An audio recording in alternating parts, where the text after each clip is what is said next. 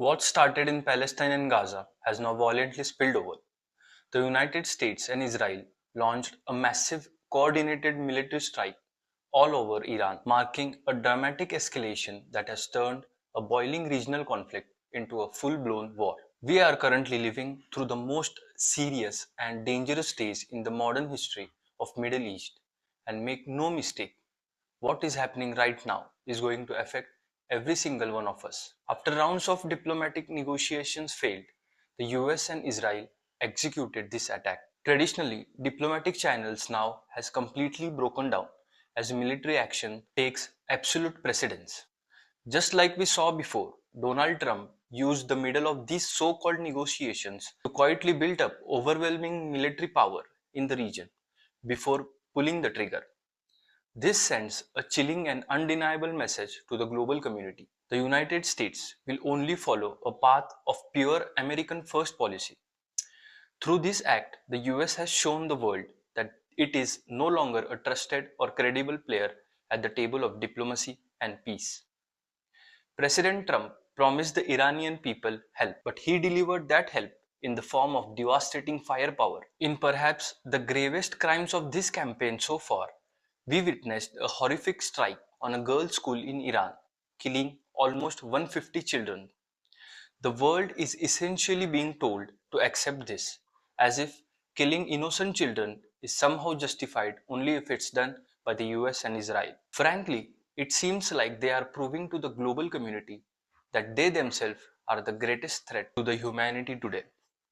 There is absolutely no doubt that Benjamin Netanyahu has pushed the US to go for war with Iran. He has met Trump numerous times, and of course, Trump is the best friend Israel ever had in the White House.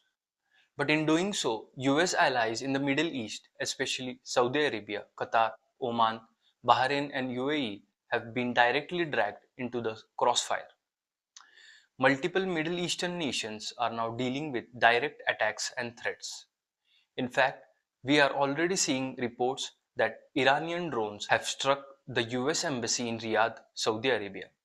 These Arab allies are watching closely, seeing that US has sided completely and blindly with Israel, and analysts suggest this will fundamentally fracture the way these nations view US interest in the region going forward. Militarily, the US and Israel flew hundreds of fighter planes to attack thousands of Iranian targets, striking at military, nuclear related, and leadership sites. But if they thought this would be a quick knockout blow, they were wrong. Almost immediately, Iran responded with a broad retaliation campaign, firing ballistic missiles and drones towards Israel and targets across multiple Gulf states where US forces are based. The country remains highly capable of self-defense. But in attacking Iran, the United States crossed an extraordinary red line when the Iranian government confirmed that Supreme Leader Ayatollah Ali Khamenei was killed in the very initial air campaign. The highest authority in the Islamic Republic was assassinated as the first act of this war. President Trump has made an enormous bet here. He believes he can succeed where the past presidents have failed by using raw military force to reshape the Middle East. Let's be clear, this is a disaster. The assassination of a leader of a sovereign nation is a dangerous matter. The United States and Israel have lit the fuse to a complete destruction, and they have done it in an absolutely brutal way. Right now, they are acting as the two most violent countries on the planet. The CIA and the Mossad think that by killing the leaders and few top officials, they will somehow install an obedient puppet regime. This is their idea of foreign policy, relying on assassinations to take control of another government. History shows us this almost always fails. The United States is drunk with arrogance right now. It has pushed for interventions in Venezuela. It acts like it is about to invade Cuba, and now it has attacked Iran. It truly believes it runs the world. This delusion is dangerous and is leading to more and more violence across the globe. I think that killing Khamenei was the biggest mistake that US and Israel could have possibly made. Why?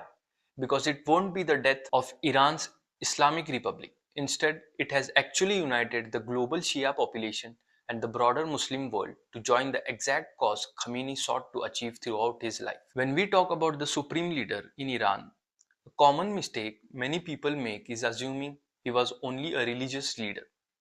He was the head of states, the ultimate leader of the government, the commander in chief, and the absolute leader of the economy and society. But it goes even deeper than that. According to the Iranian constitution, which is fundamentally based on Shia political theology, he is considered the leader of Shia Muslims all around the world, and he is believed to possess divine rights as well. He openly fought for the cause of Palestine and fiercely opposed US and Israeli occupational power.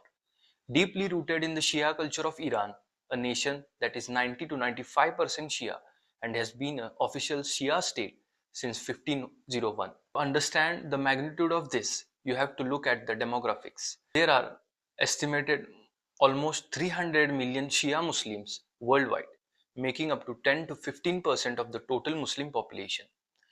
They form the majority in Iran, Iraq, Azerbaijan, and Bahrain, with massive populations living in Pakistan, India, Yemen, Kuwait, Turkey, Saudi Arabia, and Afghanistan. And we are already seeing that fallout. Massive protests have erupted across these countries. In Pakistan alone, at least 23 people have been killed in clashes while protesting this assassination, with violence breaking out around diplomatic buildings as people express their absolute anger. These millions of followers see the attack on Ali Khamenei as a cruel, direct attack on the Shia Muslim religion leader. And honestly, why wouldn't they? But the question is also, why did the US and Israel brutally targeted an 86-year-old elderly man who is in his old age was walking with a supportive stick?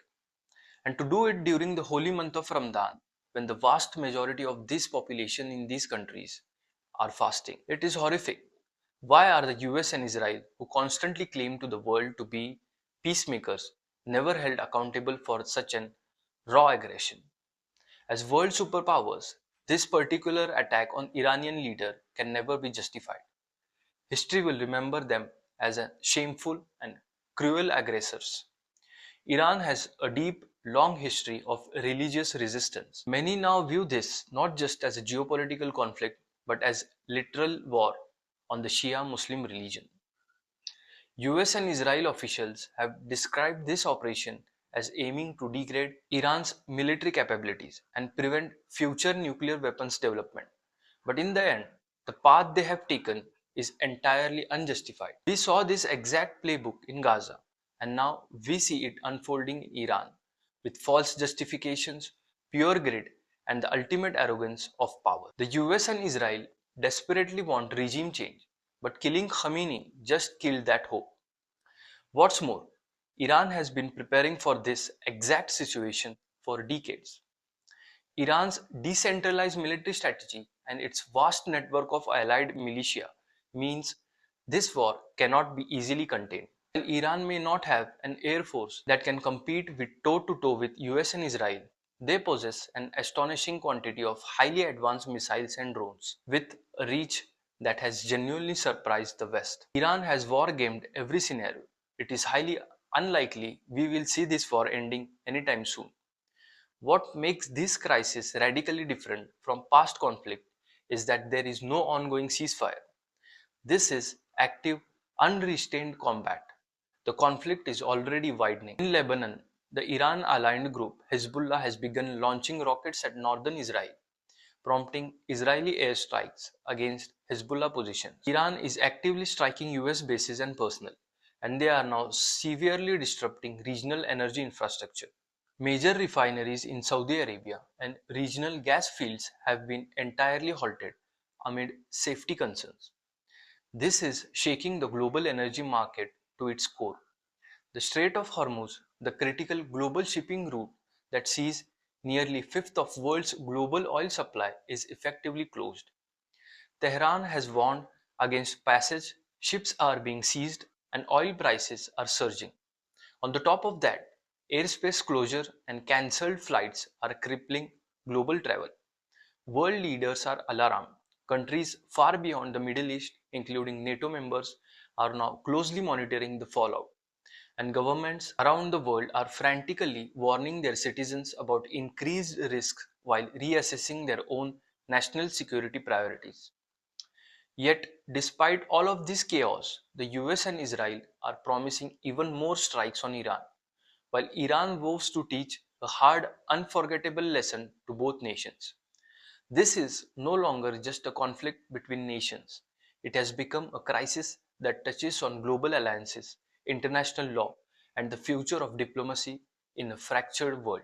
Once again, in the name of peace, an aggressive US president has used massive military force to try to make an independent country submit. Once again, clear lies, exaggerated claims are being spread to defend such huge attack. American diplomacy, instead of seeking peace, is being used as a cover for a planned act of aggression. With so many countries already involved and the relentless acts of aggression from global superpowers continues unchecked, the Middle East is rapidly leading the rest of the world toward a generalized global war and the total collapse of the world order.